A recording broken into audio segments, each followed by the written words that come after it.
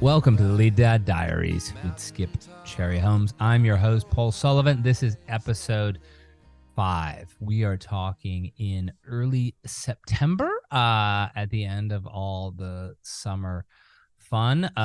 For many of us, our kids are back in school, and that's always a bit of a rush. I was telling Skip I was a little bit late because as a lead dad, particularly as one who is working in an office in my house, I often get interrupted, and the electrician showed up moments before Skip and I were supposed to talk, and I had to show him what was broken, which always happens. It's some sort of, lead dad law that whenever you have something planned, you'll be interrupted by somebody who's actually there to help you, so you can't really complain.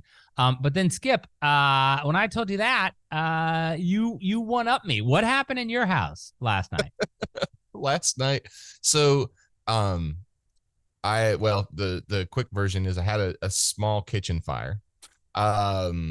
So I was getting dinner together, and it was kind of a last minute thing. I do this often because I love to cook. It's like one of my favorite things, and honestly one of the things that I've loved about being home and working from home as much as I do now is that I do have the time to prep meals. I'll take a lunch break and I'll sit there and chop all my vegetables for dinner and all that stuff and get it ready so that when I clock off, I can jump right into cooking dinner because I love it. I mean, and my wife's a great cook. She can cook some amazing stuff. I don't think she enjoys it as much as I do. So I enjoy cooking. And so yesterday I walked into the kitchen and I really didn't even know what I was going to make. I just started peeking through everything we had. And I was like, I'm going to come up with something and it's going to be what it is. So my little girl Adeline came in, and she's 2 years old. She wants to help, and I've got a little step stool she can climb up and reach the counters. And so we're in there, and I decided I was going to braise some beef and pop it in the oven and all that. So I had a Dutch oven pot with some olive oil in it, and I was like, well, I'm kind of on a time crunch. I'm gonna put the lid on this Dutch oven, and so the oil will heat faster. And so we're over there and we're chopping and we're doing this. I made a little flour, seasoned flour for my beef, and doing whatever. And so I was like, okay, time to cook. And I take the lid off and of the Dutch oven. And first of all, it's nothing but just an outpour of smoke. It was just, the whole kitchen filled up with this massive amount of smoke. And then the oil exploded. And so I grab her. Is the first thing I do is I turn it around and I grab her, and I've got her as far away from the fire as I can. Stephanie comes running in and she takes her out of my arms, and I'm like, get them outside. The house is filling up with smoke. The smoke alarm's starting to go off, and I reach over, I grab this great big jar of flour that we keep because I make a lot of, we make a lot of baked goods and stuff. I have this big jar with like 4 pounds of flour in it, and I just take it, and I finally get it extinguished. But I already have some like lung issues. One of the reasons why I try to run as much as I do is because I did have asthma as a kid, and I try to keep my lungs in really good shape, and I like to keep my heart in good shape. That's a different issue. But so I was already having some issues with the smoke and everything going on, but I got everything put up. But so we ended up just opening the windows and then taking off, going to the Mexican restaurant. That's what I'm gonna say. Did you order pizza or something like that? Like this no, is not, I jumped ship. I jumped ship on that one. But when I finally was able to come back and start cleaning things up, it was a mess. I mean, the flour made, if not more of a mess than the rest of it. But I mean, that's the only way to put out an oil fire. So it was a little crazy, a little hectic. But that's just kind of part of it, I guess. Yeah, we're going to cut you some slack, Skip. The company of dads, we don't judge. You were on the road for a long time. Maybe your, enthusiasm for cooking dinner outstripped your skill. I don't know. What are we doing It's the here? first time anything like that's happened. The closest I ever had is I had a grill one time that the burners were a little iffy on it anyway. And so I was cooking up a pretty good amount of burgers one time, and it was Yeah, the drip. pretty fat. Yeah, the drip got out of control, and I ended up. I mean, all I did is I cut everything off and put the fire out. We didn't. I don't know what we did for dinner after that, but it was outside, so it wasn't that big of a deal, and that was several years ago. But I've never had that happen inside. So I was like, well, I'm obviously not above it, but You know, it's okay. you're going to see, I'm sure, Adeline. I mean, is she talking about anything else today other than Daddy almost setting the house on fire? And she got over it pretty good, pretty quick. But Really? excuse me, um, she got over it pretty quick.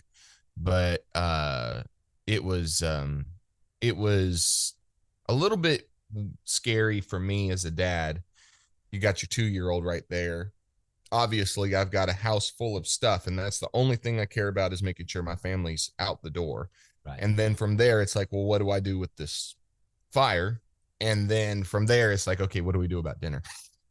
It's like the three stages I went through in We'll all have to of talk that. about this next time, because I have this feeling this has happened in my house where something that is so like monumental, something that is so out of the ordinary for kids, um, they rarely forget it, and because I think there's a good outcome, they'll remember positive. And I think of two stories in my own life. One, years and years and years ago, at a previous house, we had a little pool in the backyard, and I pulled a turtle out of the pool because there's also a stream right, behind our house, and I put the turtle in the pool. And for years, my oldest daughter, who was then probably only 3 or 4 years old, would tell everybody that I saved turtles. And so, like, I was the greatest turtle saver in the Northeast, like, easy, hands down. And she overstated it a bit, but it's something to be proud of. Like, who doesn't want to be a turtle saver? You don't want to be the turtle killer. I mean, that would be miserable. But fast forward, she's 14 now. Fast forward until last year when she was 13, and she finally talked us into getting her a phone. And we went to the Verizon store, and we waited there for an hour. And I didn't bring my best self. I lost my mind a bit with the Verizon person who just was not, it was an hour, very efficient. And that has now gotten magnified to, I was in a white hot rage. And I was like, I just was a little short. I was just like, could we just speak? Maybe you want us to come back. Maybe we'll come back or something like this. And so, in retrospect, I'd much rather be the turtle saver than the, Verizon shouter. Verizon hothead, yeah. The Verizon hothead. Your alter ego. That's funny. And it's funny, like Aiden, he's got a steel trap for a memory, and there's stuff that he remembers, and it's like he's never been one you could really distract even as a kid. Sometimes they get hung up on something and you're like, oh, because you gotta what you gotta do. And he just doesn't ever forget anything, and he'll just randomly pop up with something that happened 3 years ago, when he was like 2 years old. And he's like, do you remember when I got stung by a bee at such and such house? I'm like, how do you remember that? It's funny how they remember things, and how the story grows. It's what is the fishing story where the fish gets bigger and bigger. It's the same thing with kids.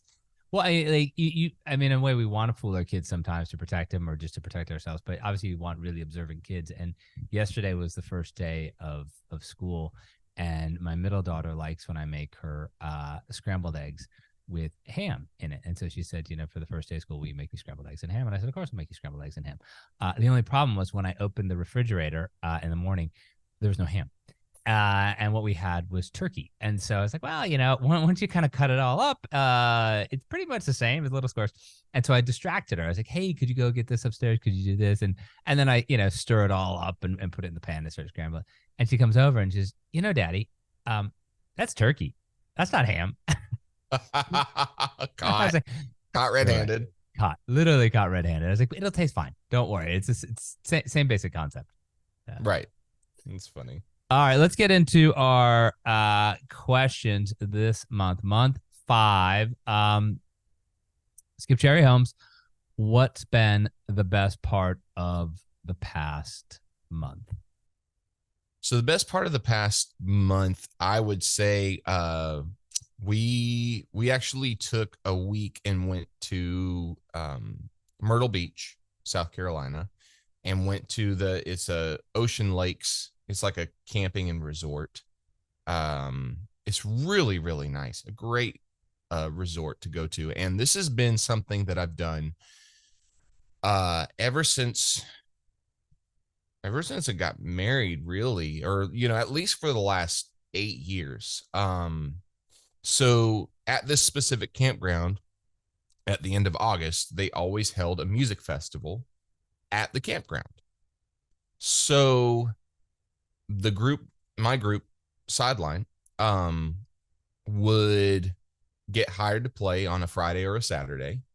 And so we would go down there the week prior, get a house, usually go in with some friends or other bandmates or something like that for the entire week and just hang out at Ocean Lakes and then play music on whichever day, Friday or Saturday, and then pack up and go home. And so whenever I decided to come off the road and my group was more or less disbanding, one of the contracts we held on to was the Ocean Lakes contract, because one, we had already kind of put in our deposits on the house, and two, we thought it would be a really easy show to play, really low stress. We're basically hanging out at the beach, and then we get together at the end of the week and jam, kind of a feel. And this was, so we've done it every other year. We've done it for the last 8 years or so. And this one was just a lot more fun for me because of all of the changes that I've made and all of that.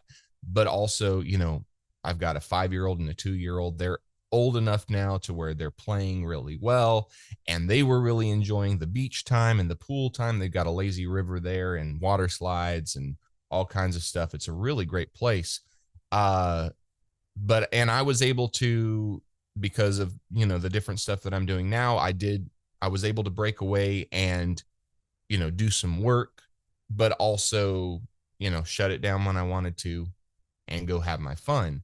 And that kept things rolling. And on one side, I was thinking, well, it'd be really nice to be able to just take all of this time off. But on the other side, I was like, I'm really blessed that I have the opportunity. I'm not sitting, in an office, and I can kind of go about it the way I want to go about it. And while I didn't work the entire time, I was just able to keep the wheels greased, so to speak, while I went out and had my fun and all of that. And it was really a great time with, my family, and then my wife's family joined us. And then a couple of friends joined us too. And then when we got down to Friday, when we were going to play, we played like an hour and a half concert, which was slam packed because we're not playing anywhere anymore. So people are coming to these shows that we are playing randomly to get a dose, because we haven't been anywhere all summer. Typically this summer would have been full of me being gone and us playing 4 or 5 shows a week in different cities all over the place, and we were fairly accessible in our tour time, but we haven't done that. So this was a very special show that people were able to come to, and a lot of people, I mean, they came from Ohio, Kentucky, Pennsylvania, Maryland, all the way down through Tennessee and North Carolina. South Carolina came all the way down to Myrtle Beach to catch our show. And that was really cool too, because there was a lot of people I hadn't had a chance to see all summer either, which I would normally see. And it's a different energy when you've got a packed house, and you can just really cut loose because people are just feeling it. Oh, I can imagine. One thing I want to touch on there, it's a question, 1B. What have you been doing? You talked about some work that you're doing. We haven't really talked about. Everyone knows you on this podcast, this show, as a musician who's making a transition to be a lead dad. But what have you been doing? What was some of the work that you were doing while you were there? Okay, so and I don't expand on my work a whole lot because I feel like I'm in a position now where I can make work work and life life. Before, work was life and life was work. And while I'm glad to be doing what I'm doing, and the things that I've gotten myself into, they're all panning out really well.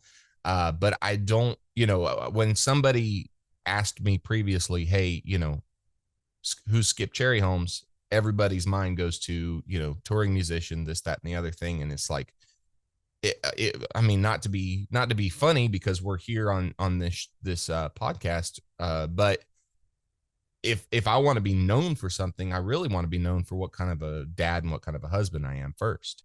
And the rest of it is just what helps keep the vessel rolling, so to speak.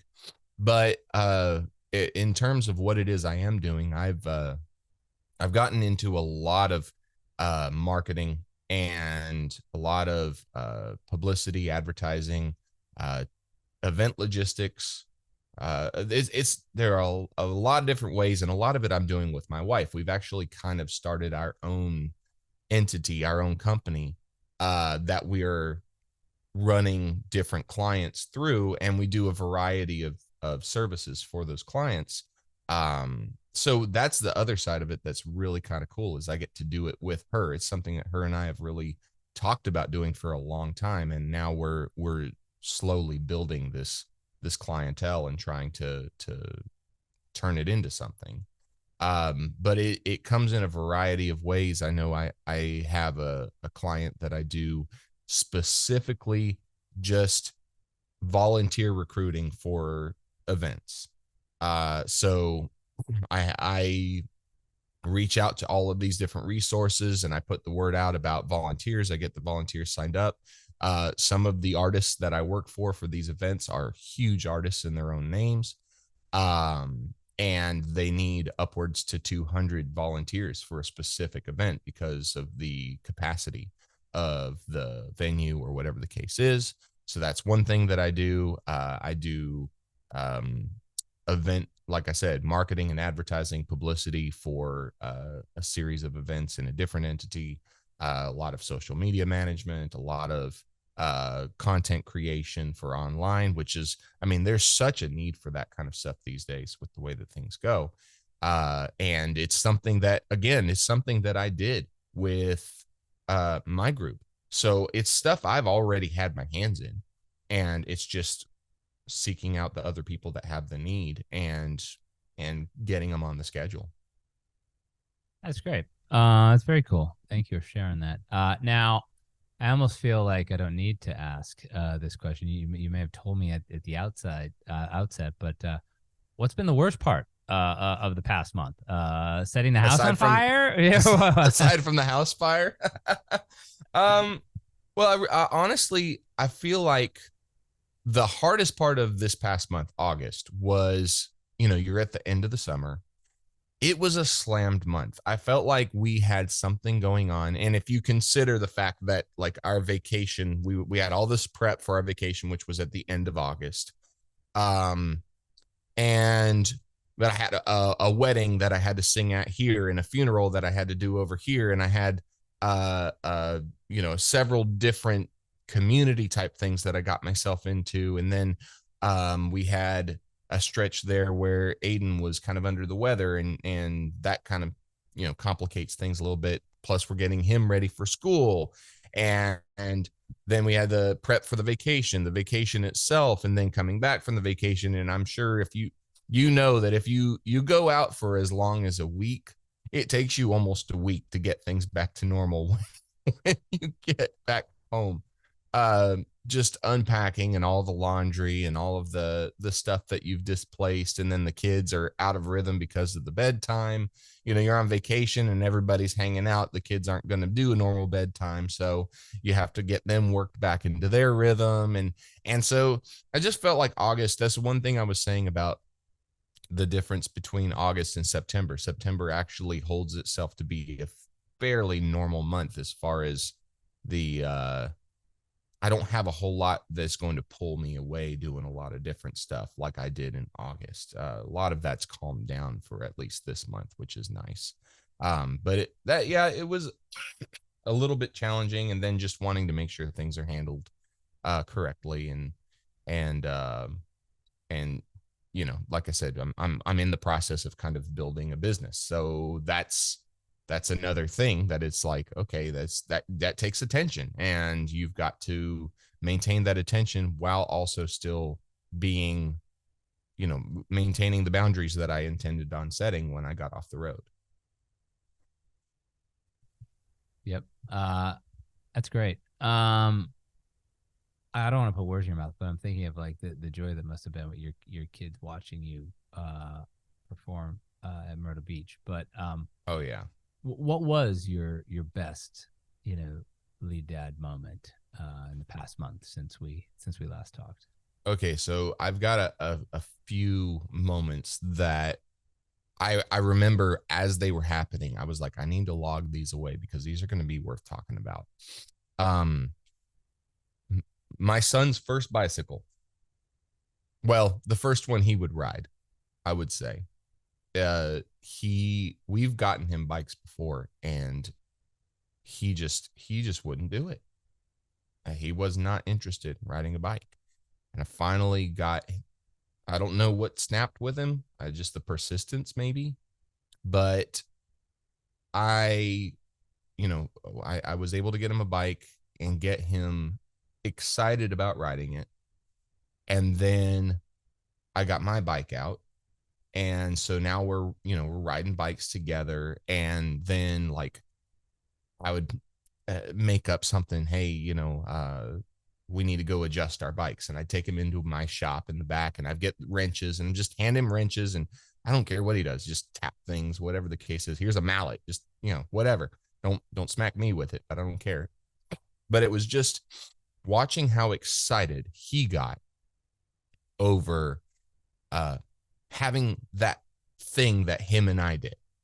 Um, and when it came to like riding, hey, well, we got to do this and we got to do that, and he's like all focused on it. And then we go out and we ride for a while, and we come back and we work on our bikes, and then we go back out and we ride for a while, and it just, this has been a development over the last couple of weeks, but it's been something. It's like when he's like, Daddy, you want to go ride bikes? Yeah, let's go ride bikes again. I'm in a spot now where I'm, at home, and those moments aren't things that I miss out on. And yeah, I don't take a quick break. It's been summer, so it's been really hot. So it's not like we're going to get out there and ride for an hour. We're going to go ride for 15, 20 minutes, maybe. And then we're going to come back and cool off. But just that he's excited, and it's something he's excited to have me a part of. And then, we have to be responsible with our bikes. We got to put them back in the shed when we're done using them. And we got to, make sure that they're adjusted and all this different stuff. It's just that to me, it's like, on one hand, I'm looking, I was like, wow, my boy's growing up. He's taking on these responsibilities in his own mind, but he's wanting to see the more hands-on side of life. And that's really cool that he's of the mindset that, yeah, but I want Dad to be a part of it. That was a really proud moment for me when all of that started to just pull together. And I kept watching him, and I was thinking, man, I'm the one who's lucky to be his dad. He's, I can be the best I can for him, but at the end of the day, I feel like I'm the one who's been fortunate to be in position to be his father. So it's a really cool feeling. And to pair along with that, there have been a few different moments. Like, for example, I'll go back to the Ocean Lakes Myrtle Beach thing. We were in a house with my family, it's 4, and then my mother and father-in-law, and then let's see, 3 other couples that are just friends. And I was thinking the whole time about it. I was like, there are a lot of people who, if they're going to take the time to and spend the money to go on a trip like this, that's a big undertaking when you have young kids involved. There are a lot of adults that it's like, it's nothing against young kids, but I just don't have a desire to have my time be eat up with the pandemonium of young kids. And they all not only, welcomed the whole situation, but just welcomed the kids, played with them, watched them at the beach, watched them at the pool. Um, and in the process, just talking about how, intelligent, how well communicative, especially my son, um, and how bright their personalities were, how happy they were, and all of that. And I had a man at Chick-fil-A here a while back that, Chick-fil-A, they give out these little like prizes. I won't call them toys, but they're prizes with the Happy Meal. And this specific prize was like a questionnaire card. It's like, what would you do? What do you want to do when you grow up? Or, what's your favorite trip that you've ever been on? And so we're sitting at the table eating, and I'm reading off these cards. And Aiden's answering them and all of this. And as we're getting up, the gentleman in the table behind us, he stopped my son and he was like, I want you to know how bright you are and how intelligent you are. Your parents are really teaching you well and all of that. And so you can feel as a parent like everything's coming to pieces, but then when somebody else externally recognizes what's going on, that's the top lead dad moment, is when you feel like when you don't have your mess together and you're just setting the kitchen on fire, that somebody else recognizes that you've put in effort with your children. And that's it was a great feeling. I think the kitchen fire is going to make its way in and out of these conversations over the next year. I don't see I how we hope get so. over it. What was the most challenging? Question number 4. What was the most challenging lead dad moment in the month of August? As you said earlier on, that month that's sort of not as defined as September and stretches on, and it's hot. But what was the most challenging moment you had as a lead dad? Most challenging moment, aside from some of the stuff I already talked about regarding the inconsistencies, is preparing Aiden for school. He started first grade, and understanding how your child learns and not how you want them to learn or how you think they should learn. Now, Stephanie and I are homeschooling our kids. Something that we had talked about honestly before we even were dating. It was like one of the conversations. She was homeschooled, I was homeschooled, and I remember way back when we were teenagers just talking about our thoughts about homeschool and how we enjoyed it and how we thought it was a good thing. And I think if I ever had kids, I'd homeschool my kids. And then as we, our relationship grew and our decisions, and then when we finally had kids and all of that, and it's a huge undertaking to homeschool your kids. But one of the things that you have to understand is that not every kid learns the same, and the way that you learn may most likely not be the same way that they learn. Especially if you want to sit, I'm speaking on behalf of myself. I'm sitting here, 33 years old, and knowing that my learning, the development for my learning has changed over the years because of the information that I've gathered over the years. But understanding how to ebb and flow with that and not be stubborn about it. My son is a very bright child, but he can be a little lazy sometimes. And there are things that he absolutely knows the answer to, but he just doesn't want to have to think about them. So the trick is you got to teach him without him realizing you're teaching him. And then he's all about it. But it's like when you make the concerted effort, he's like, I don't, et cetera, et cetera. But, you got to make it fun. and you have to make it relatable. And I know that the that'll also change from first grade to fifth grade to high school, whatever the case is. But where he's at right now, it's like, okay, well, if we're doing math, that's one thing. But what if we did math with Mario characters? And it's like, okay, well, if Mario had 3 Koopa shells and he went, instead of, Gallagher went and bought 40 watermelons, what's he going to do with 40 watermelons? Well, he's going to smash them with a hammer. So, I mean, there's no real math equation for that. But you know what I'm saying? It's like, I remember when I was growing up and I was learning, I was like, who in the world's going to have 40 watermelons ever? What kind of nonsense is this? But I mean, it's feasible that Mario would have 40 Koopa shells, if he was going to throw them at people. So, just having that mindset and understanding how to get him to get the most out of his learning. And then when you see those, you see the eyes light up and you can kind of see the gears moving in his head, and you're like, okay, this is working. It's clicking with him. And so, yeah, I think that just understanding that, because it's easy for me to look at a situation, and I've talked about this before, where I've looked at a situation and not only am I wanting to try to turn it into like, how many lessons can you learn out of this?